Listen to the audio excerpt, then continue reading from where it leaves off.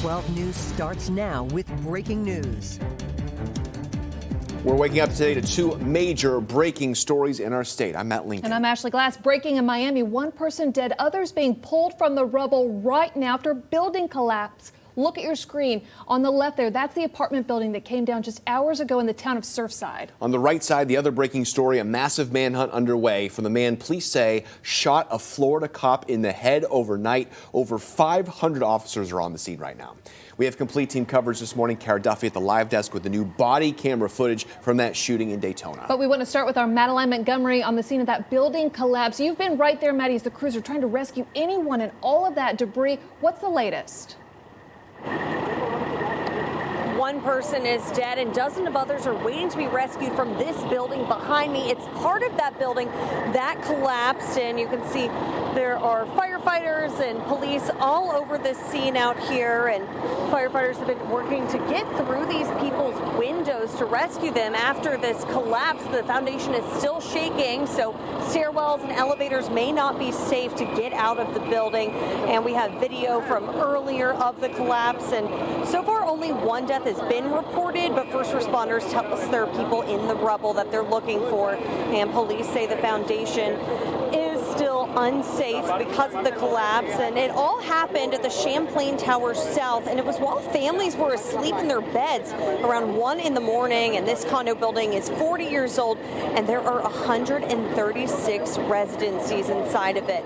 And again, we have first responders from all over, from Miami-Dade, Miami Beach, Pompano Beach, all out here on the scene trying to save anyone who survived this partial collapse. And we're going to keep you updated on the latest on CBS12.com, on CBS 12 News, as well as on our social media platforms. For now, live in Surfside, Madeline Montgomery, CBS 12 News. Oh, what a frantic scene, trying to save the people there from the rubble, but not knowing maybe if more of the building could be coming down. We're going to be following that all morning. A lot going on. Let's go to that other breaking story right now. That major manhunt underway. All of Volusia County is on lockdown after police say a man shot a Daytona Beach police officer in the head. Right now, the officer is fighting for his life in the hospital while the suspect is on the run. Multiple agencies in Central Florida have responded to the scene. The chief of Daytona Beach PD says there are more than 500 officers on the ground looking for the gunman. Several roads are closed, including parts of I-95 and I-4. There is a $100,000 reward for any information leading to an arrest. I want to go to Cara Duffy at the live desk right now. Cara, what do we know about the suspect? Well, Matt, Ashley, this morning we are getting a closer look at the moments leading up to this shooting. The Daytona Beach Police Department releasing body cam footage overnight showing the moments that suspect was approached by the officer. Take a look in the video. You can see as the cop approached the man sitting in a driver's seat of a vehicle. Police say the officer was there investigating a suspicious incident report. The driver then stood up, got out of the car. The officer repeatedly telling him to sit back down. Here's what happened next. Stop. Stop. Stop. Stop, man. And as you just saw right there, the two men struggled. Then a single gunshot is heard. The officer fell to the ground. The shooter then took off. All of this leading up to the massive manhunt, which is underway right now, really intensifying by the hour. Take a look at your screen. This here is who officers are looking for. 29-year-old Othel Wallace, his vehicle described as a 2016 Honda HR-V with California tags. Take a look at your screen, reading 7TNX532. Again, California tags. Anyone with information is asked to call 911 right away. Again, there is a $100,000 reward leading to any information that will track this man down. Matt? All right, Karen, the chief of Daytona Beach Police tweeted this overnight saying, quote, "No change in the status of my hero who was shot in the line of duty. He's fighting while all of us are praying." Stay with CBS 12 News on air and online for any new developments on both of these breaking stories. You can download the CBS 12 News app to get push alerts straight to your phone. It's free. And as we're staying on top of all of this breaking news, we need to pull away for just a moment at 6:34. Get a check on that forecast with Lauren. Ashley, thanks. Live look outside from Jensen Beach right now. Skies partly cloudy outside. We're kind of zoomed in right now, but the water looks nice. Winds out of the east today, so we're starting to see some of that morning rainfall pop up. We tend to deal with this in the morning hours when the wind comes comes in off of the water as opposed to a west wind. But showers right now coming on shore right near Okeechobee Boulevard, right near US 1. This is making its way off towards the west. Also a few showers kind of showing up right now near Deerfield Beach. Tiny little bit of rain as well out west in West Boca, right near Sandalfoot Cove. Now we're looking live from Boca off towards the west where we can see some of that rain off in the distance there. So our setup right now, we still have that front boundary to our north. It's stalled right now, but this kind of pushed a bunch of moisture in our direction yesterday. That's why it was so stormy on our Wednesday.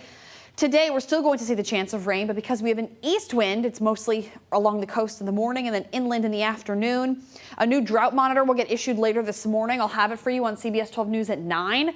I think we'll see some improvements. We're starting to catch up in terms of the rainfall. West Palm now, we're only behind by about 8 inches of rain. About a week ago, we were behind by nearly a foot. So we're starting to make some progress there as we see more rain each day.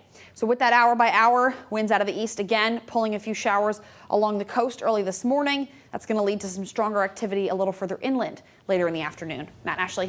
All right, Lauren, 6:35 is the time. This morning, we're learning brand new information on the deadly shooting in Jupiter Farms. Authorities say a mother watched her own son die. 40-year-old Brian Canarelli is behind bars, accused of shooting his soon-to-be ex-wife's fiance. Deputies say Canarelli arrived at a home along 98th Trail to pick up his son, got into an argument with the victim. The victim's mother, who was also there, told investigators Canarelli shot her son multiple times. Canarelli is now charged with first-degree murder. Also right now, Port St. Lucie police are looking for this man who they say worked as a delivery driver and took checks from mailboxes and then deposited them into his own bank account.